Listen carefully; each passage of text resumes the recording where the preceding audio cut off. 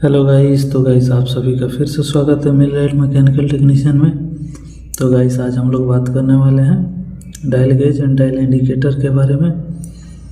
जैसे आप ये देख रहे हैं क्या है, डायल गेज है। इसको हम लोग डायल गेज भी बोलते हैं और डायल इंडिकेटर भी बोलते हैं गाइस। आप इसको देख लीजिए अच्छा से और इसका ये देख लेते हैं इसका क्या एक्यूरेसी है और किस तरह लिस्ट काउंट कितना है। जैसे आप यहाँ पे देख रहे हैं 0.01 मतलब एक डिवीज़न में इसका एक्यूरेसी है। लिस्ट काउंट भी बोलते हैं, लिस्ट काउंट है। इसका कितना mm तक हम लोग मेजर कर सकते हैं, तो 10 mm तक इसका है। 10 mm तक आप इसे अलाइनमेंट के टाइम में यूज कर सकते हैं। 10 mm गाइस कहाँ पे यूज होता है डायल गेज और डायल इंडिकेटर, ये भी जानना आपको बहुत ज़रूरी है। तो गाइस डायल गेज का यूज होता है किसी भी इक्विपमेंट, मोटर पंप का अलाइनमेंट करने के टाइम में। रिवर्स अलाइनमेंट हो रहा है या रिम फेस, वहाँ पे यूज होता है। उसके बाद से अगर आपको शॉर्ट फुट चेक कर रहे हैं वहाँ पे भी यूज होता है गाइस। उसके बाद से अगर किसी शाफ्ट का रन आउट चेक कर रहे हैं वहाँ पे भी यूज होता है गाइस। या जब भी आप ओवर ऑयलिंग कर रहे हैं पंप का एक्सियल फ्लूइड या रेडियल फ्लूइड चेक करना है तो वहाँ पे भी आपका डायल गेज का यूज होता है एक्सियल फ्लूइड और रेडियल फ्लूइड चेक करने के लिए। तो इस तरह से आप समझ गए कहाँ कहाँ इसका यूज होता है गाइस। तो चलिए गाइस, तो अब इसके कुछ पार्ट्स के बारे में हम जान लेते हैं। कौन सा पार्ट्स क्या है, क्या नाम है। सबसे पहले देखिए गाइस, ये क्या है, ये मैग्नेटिक स्टैंड इसी में लगाते हैं। इसी के अंदर मैग्नेटिक स्टैंड लगा के आप इसे अलाइनमेंट करते हैं। तो ये आप सबसे पहले जो देख रहे हैं जो पूरा काला वाला को हम क्या बोलते हैं, बैक कवर गाइस। ये है जो आप बैक कवर है। और गाइस यहाँ पे देख रहे हैं जो टॉप में, इसको हम लोग बोलते हैं डस्ट कैप। क्या बोलते हैं, डस्ट कैप। यहाँ पे एक कैप रहता है लेकिन अभी नहीं है, तो इसको हम लोग डस्ट कैप बोलते हैं। अब गाइस ये जो हिस्सा देख रहे हैं ये वाला हम इसको हम बोलते हैं केस हाउजिंग। क्या बोलते हैं, ये जो पूरा हिस्सा है इसको हम लोग केस हाउजिंग बोलते हैं। अब गाइस इधर देखिए, ये जो काला वाला देख रहे हैं घूम रहा है, इसको हम लोग बोलते हैं बेजिल। इसको हम लोग घूमने वाले को क्या बोलते हैं, बेजिल। तो इस तरह से आपको समझ गए। अब गाइस ये देखिए, इसको हम लोग बोलते हैं स्टीम। इसको हम लोग क्या बोलते हैं, स्टीम। ये वाला हिस्सा को हम बोलते हैं स्पिंडल। Steam spindle. अब गाइस ये जो आगे का फेस देख रहे हैं ये वाला, इसको हम बोलते हैं कॉन्टैक्ट पॉइंट। क्या बोलते हैं, कॉन्टैक्ट पॉइंट। तो इस तरह से ये पूरा पार्ट्स हो गया। अब गाइस देखिए, ये जो आप देख रहे हैं पूरा, इसको ये क्या है, स्केल है। इसका एक लाइन का कितना एक्यूरेसी है, 1 डिवीज़न। जैसे यहाँ पे 0 सेट हो गया तो 1 लाइन यहाँ पे आ गया मतलब 1 डिवीज़न। 2 लाइन आ गया मतलब 2 डिवीज़न। 3 आ गया 3 डिवीज़न। यहाँ पे आया 5 डिवीज़न। यहाँ पे 10 डिवीज़न। क्या है, प्लस में है। वही रीडिंग अगर इधर में आ गया तो माइनस में जाएगा। कितना, माइनस में। यहाँ पे आया मतलब 5 डिवीज़न माइनस, 10 डिवीज़न माइनस। इसी तरह से यहाँ पे 15-20 डिवीज़न माइनस, 30 डिवीज़न माइनस। इस तरह से आप यहाँ पे 0। तो अभी हम देखेंगे उसके पहले जो होता है, ये बड़ा वाला नीडल को हम लोग बड़ा नीडल भी बोलते हैं और पॉइंटर भी बोलते हैं। क्या बोलते हैं, बड़ा नीडल या पॉइंटर। ये जो आप इसमें देख रहे हैं एक छोटा वाला नीडल है जो घूम रहा है, इसको हम बोलते हैं छोटा नीडल भी बोलते हैं रेगुलेशन काउंटर। रेगुलेशन काउंटर और छोटा नीडल क्या बोलते हैं, रेगुलेशन काउंटर और छोटा नीडल।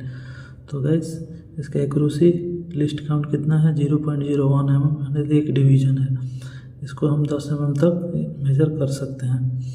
तो गाइस सबसे पहले आप कभी भी अलाइनमेंट करने जाएं तो इसको 0 सेट करके एक बार चेक कर लें। अभी देखिए 0 सेट हो गया। उसके बाद से आप इसको दबाएंगे तो मालूम चल जाएगा।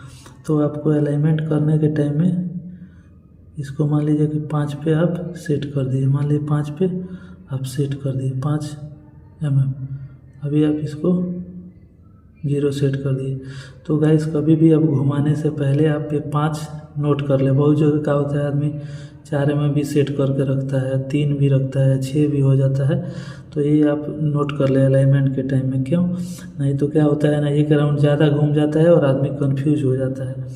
मैं भी कई बार कन्फ्यूज हो जाता हूँ तो इसलिए आप इसको जो भी जितना प्रेशर दिए हैं, तो जैसे मान लीजिए कि आप यहाँ पे 4 mm पे प्रेशर दिया है, अभी यहाँ पे देखिए 0 पे, ये थोड़ा हाथ में मेरा हिल रहा है इसके लिए।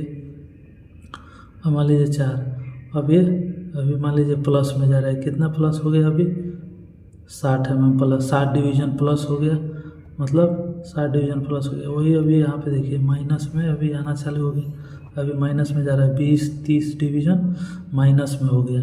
तो गाइस आपको जो प्रेशर सेट किए हैं उसको विशेष तरह से ध्यान देना है, क्योंकि क्या होता है आदमी कंफ्यूज हो जाता है कितना पे सेट किए हैं। अब मान लीजिए कि आप 5 पे सेट किए, ठीक है, यहाँ पे 5 mm पे मान लीजिए कि सेट किए, मान लीजिए 0 हो गया, और आपका एक राउंड घुमाने के टाइम में ये क्या हो गया, इतना पे आ गया। जैसे आ गया तो आप कंफ्यूज हो जाएंगे कितना सेट किया था, आप सोचेंगे कि 20 डिवीज़न ही प्लस में गया है, लेकिन ये प्लस में कितना चला गया है, 1 mm 20 डिवीज़न। तो आदमी कंफ्यूज हो जाता है। तो ये जो प्रेशर सेट करना है इसको भी आपको राइटिंग कर लेना है, और उसके बाद ही आपको अलाइनमेंट कर रहे हैं तो आपको घुमाना है, नहीं तो कन्फ्यूजन हो जाता है गाइस।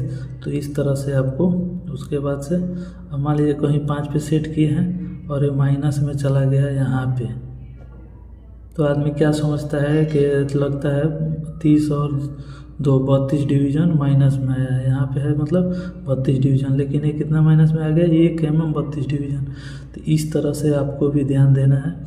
और सबसे इम्पोर्टेंट चीज़ और एक मैं आपको बता रहा हूँ, क्लाइंट भी पूछता है ये जो बड़ा वाला नीडल है हमेशा क्लॉकवाइज घूमता है। क्लॉकवाइज बोलेगा तो जैसे घड़ी घूमता है ना, जैसे ये देख रहे हैं घड़ी के जैसा क्लॉकवाइज, लेकिन वही जो छोटा वाला नीडल हो ना एंटी क्लॉकवाइज घूमता है।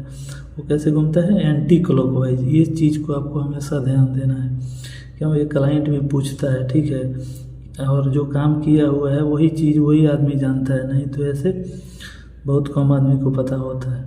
तो ये क्लाइंट भी पूछता है कि जो डायल गेज का दोनों नीडल है एक दूसरे का किस दिशा में घूमता है, तो आपको बोलना है एक दूसरे का अपोजिट घूमता है। बड़ा वाला नीडल क्लॉकवाइज यानी घड़ी का जैसा क्लॉकवाइज घूमता है, और जो छोटा वाला नीडल है एंटी क्लॉकवाइज घूमता है। तो गाइस ये भी चीज़ आपसे क्लाइंट भी पूछ सकता है। इसका कहाँ पे यूज होता है मैं तो बता ही दिया, अलाइनमेंट करने के टाइम में, शॉर्ट फुट चेक करने के टाइम में, या आप रन आउट चेक कर रहे हैं, या आप axial flute radial flute check कर रहे हैं, वहाँ पे यूज करना है। तो गाइस आई होप कि आपको अच्छा से समझ में आ गया होगा डायल इंडिकेटर के बारे में। अगर कोई डाउट है गाइस तो आप कमेंट कर सकते हैं, मैं उसके हिसाब से आपको समझाने का कोशिश करूँगा।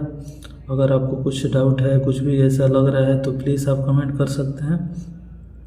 और आई होप कि आपको ये वीडियो अच्छा लगे तो प्लीज़ लाइक कमेंट शेयर करें, ताकि हमें भी थोड़ा लगे कि चलिए हमारा वीडियो आदमी देखता है, लाइक करता है, ताकि आगे हम हर टूल्स का, हमारे पास हर एक टूल्स अवेलेबल है।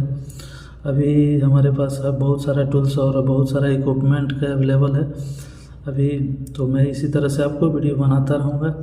तो चलिए गाइस मिलते हैं अगले वीडियो में।